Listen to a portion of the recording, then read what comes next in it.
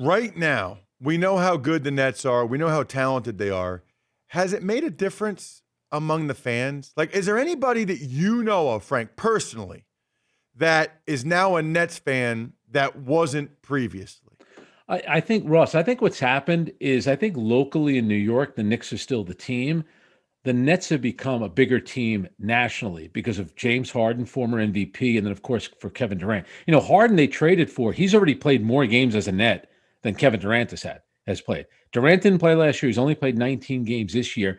But to your point, they're just an exciting team to watch. And doing the games is fun, especially when Durant was out there, because everyone knows that Kevin Durant is great. But when you see him all the time when he's playing, you have a greater appreciation for just how good he is. And the Nets, I'm watching the game. I did the game last night, and Boston is a good team, and the game was competitive. And you catch yourself at some point thinking the Celtics are going to have no chance to beat the Nets if Kevin Durant comes back and is healthy. He's no one in the East, I don't think, could beat them 4 to 7 times. And really, Durant is like, that's off the charts.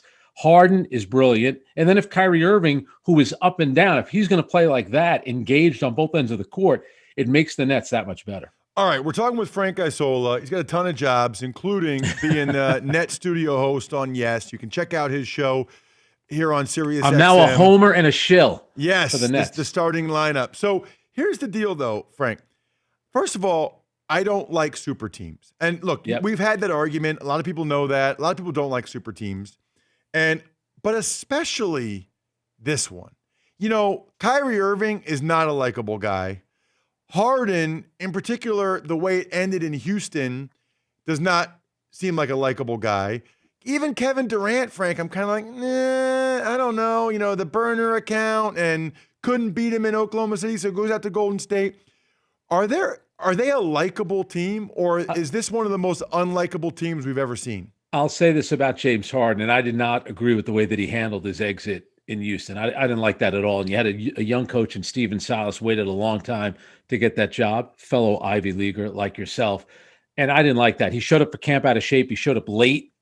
Harden did. So to me, that was unprofessional. But since he's gotten to Brooklyn, the one thing about him, and this has been true throughout his career, the guy loves to play basketball. So he lives the life of a single guy. So he enjoys all the trappings of being a rich single guy. But when it comes to playing, he loves to play basketball. He's been incredibly unselfish. He looks to get other guys involved. And Kevin Durant is the same way. Kevin Durant very rarely takes a bad shot. He's unselfish. He defends. Kyrie Irving, I could see it because Kyrie's going to say things that are going to make you roll your eyes. Last night after the game, he said, I'm always about playing on the big stage. Well, hang on a second. Last year, the Nets went down to Orlando. You didn't go. So there was a big stage last year. In the summer, you decided not to go down there. I get it. Maybe the league needs a team to be the villains, and maybe that could be the Brooklyn Nets. But I'll say this, in terms of the way that they play, especially Harden and Durant, they're likable on the court with the way that they play.